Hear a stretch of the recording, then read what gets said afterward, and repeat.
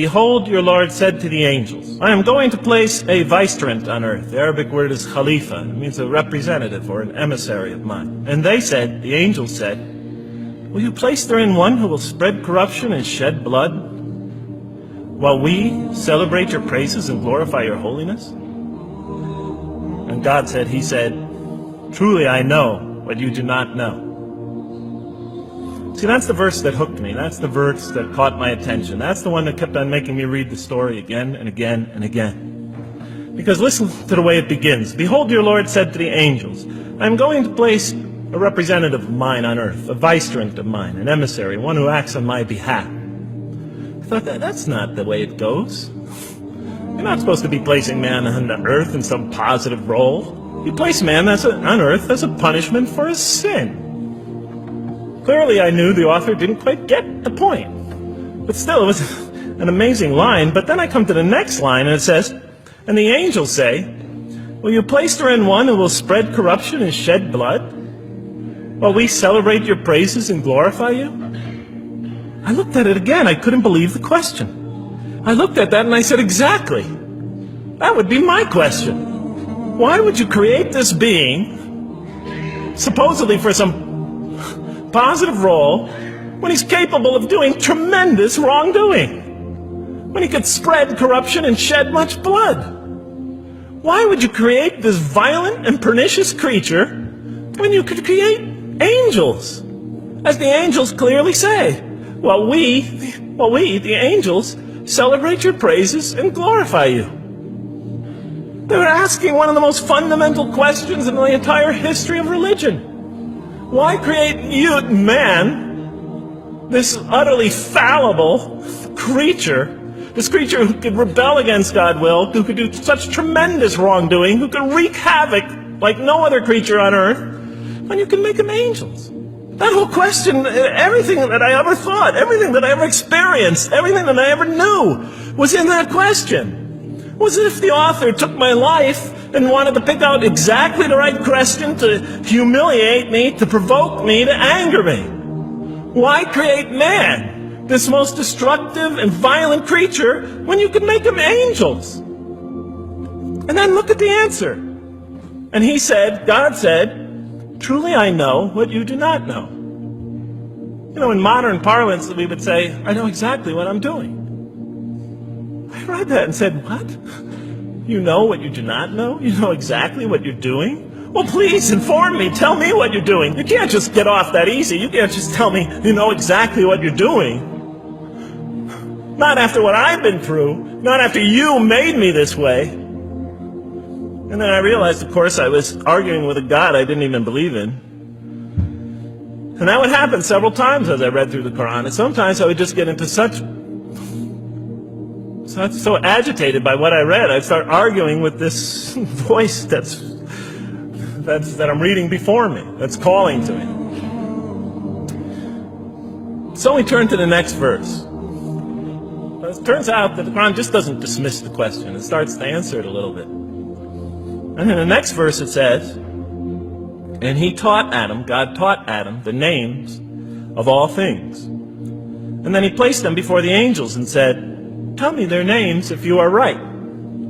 So this verse is clearly referring to the previous one. But notice what it says. "And he taught Adam the names of all things."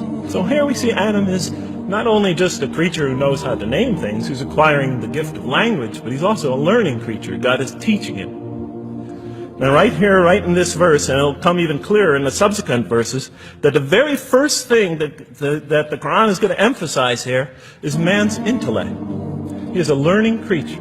He is taught. And what is he taught? What is one of the great intellectual gifts he's given in response to the angel's question? The gift of language. Because through language, mankind could not only learn, but he could learn things not only through his own experience, but he could learn things that other people have experienced of times and places that are hundreds, thousands of years and miles separated from him. And so that all our knowledge becomes cumulative. Every generation learning from the generation before it. I'm learning today from authors I read from other sides of the world that may have existed 2,000 years ago. And so we all contribute to our collective learning and knowledge. And so what I'll see later in the Quran, And the Quran will emphasize this again and again and again. Like in one verse it says, read in the name of your Lord who created a man out of a tiny creature that clings. Read, it commands the reader, for your Lord is most bountiful. Why is he most bountiful? What great gift did he give you? For he taught man the use of the pen, and through it taught him what he otherwise could not know. And he taught Adam the names of all things. And then he placed them before the angels and said, tell me their names if you are right. Okay, you have this objection you have this natural question about this creation of mankind. Here, this mankind is this human being, this human creature is a learning creature. He has many intellectual gifts. Here, I'm going to place these things before you. Tell me their names if you are right about man. And what did the angel say? Glory to you. We have no knowledge except what you have taught us. In truth, it is you who are knowing, the wise.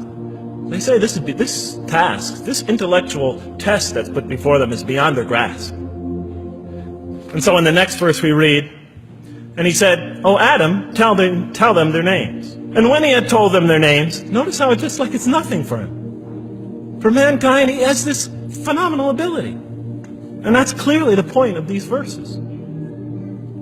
Even though I felt that the author didn't quite, it was as if I realized that he didn't misunderstand the story. He was taking one of the great stories in the history of humankind, one of the fundamental greatest stories in the history of mankind, and molding it and using it as a vehicle for an entirely original message. And God said, did I not tell you that I know what is unseen in the heavens and the earth? And I know what you reveal and what you conceal? In other words, didn't I tell you I know exactly what I'm doing? I looked at that. What question what did they reveal and what did they conceal? Why are you all looking at me like that? You're starting to scare me. You're all looking very serious. Am I losing you?